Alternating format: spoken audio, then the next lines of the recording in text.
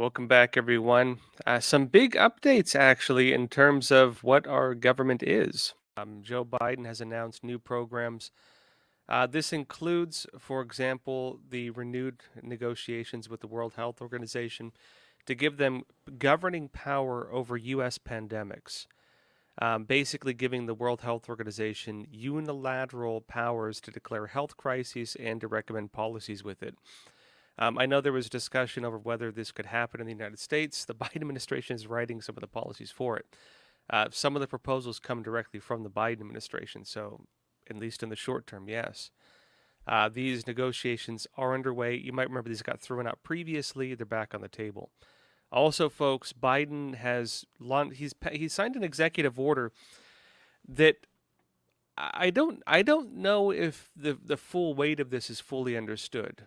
Basically, this is creating a new federal infrastructure controlled by the White House through all the different branches, not the branches, all the different federal agencies, Department of Defense, Department of Justice, Department of State, housing, agriculture, you name it, focused on equity.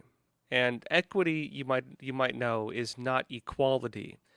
Equality is what you and I normally think of in terms of equal opportunity, right? You and I are given essentially the same access.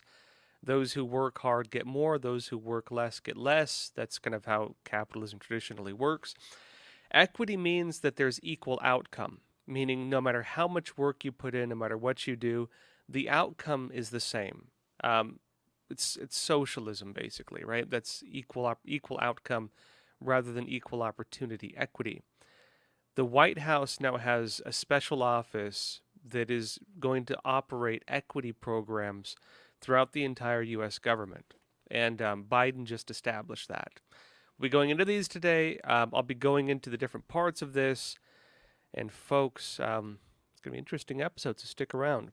That said, let's jump into the first story for the day. Those of you on YouTube, Rumble, Twitter, Facebook, remember we will jump over to Epoch TV after about 25 minutes, so be sure to join us there.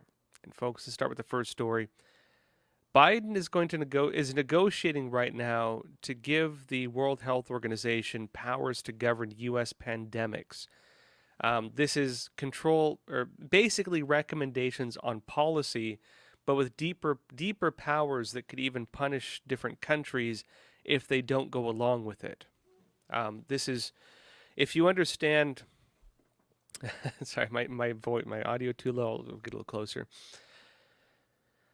I think if you understand what this means, remember right now that the definition of what is a health crisis is no longer what we used to think it was. A health crisis is no longer just a pandemic like a virus.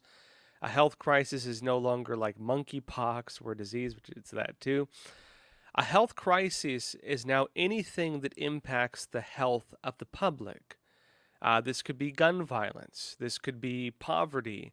This could be lack of housing. This could be racism. This could be global warming.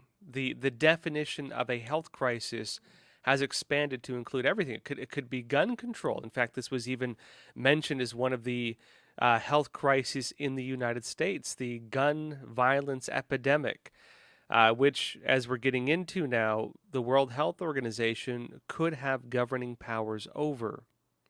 World Health Organization, the same one that could not demonstrate independence from the Chinese Communist Party, which, if you remember, is why Trump pulled us out of it previously, although Biden put us back in. Let me show you what's happening with this right now. This is the Epoch Times. It says, the Biden administration is preparing to sign up the United States to a legally binding accord. Legally binding, meaning it's not just some kind of agreement we can just acknowledge or listen to. It's legally binding, meaning you cannot choose to not follow it. And that's with the World Health Organization. And that would give this, it says, this Geneva-based, in Switzerland, United Nations subsidiary the authority to dictate America's policies during a pandemic. It says widespread criticism of the WHO's response to the COVID pandemic. U.S. Health and Human Services Secretary Javier Becerra joined with WHO Director General Tedros in September of 2022, you might remember, to announce the U.S. WHO Strategic Dialogue. Remember back in September, we were saying that basically in the fall, we're past that already, there would be new negotiations with the World Health Organization. That dialogue began in September, continued. We're now at the stage where they're going to be signing the agreements, it seems. And it says together they developed a platform to maximize the long-standing U.S. government WHO partnership and to protect and promote the health of all people around the globe, including the American people. It's one world under the WHO. These discussions and others spawned the Zero Draft of a Pandemic Treaty, published on February 1st. That is currently out now, folks, which now seeks ratification by all 194 World Health Organization member states.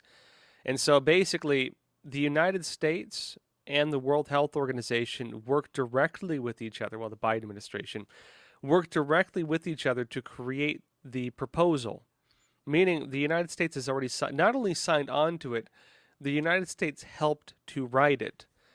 Now, you might remember last time they tried this, it was thrown out by several African states.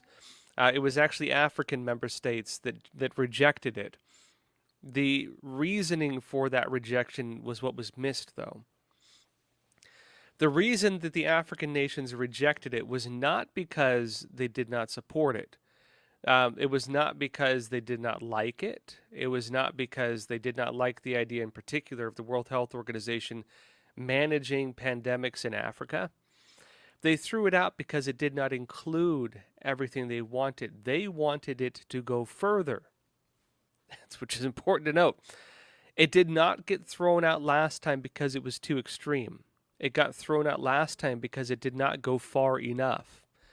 And we're here now where they have a new proposal co-written or co-produced by the United States and the World Health Organization of the United Nations, which is now going to be voted on.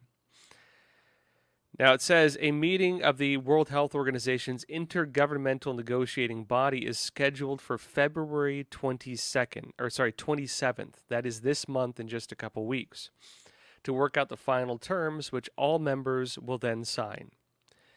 Written under the banner of the World Together Equitability, right? Get that? It's not being written. It's not being promoted as protecting the world from the future pandemics.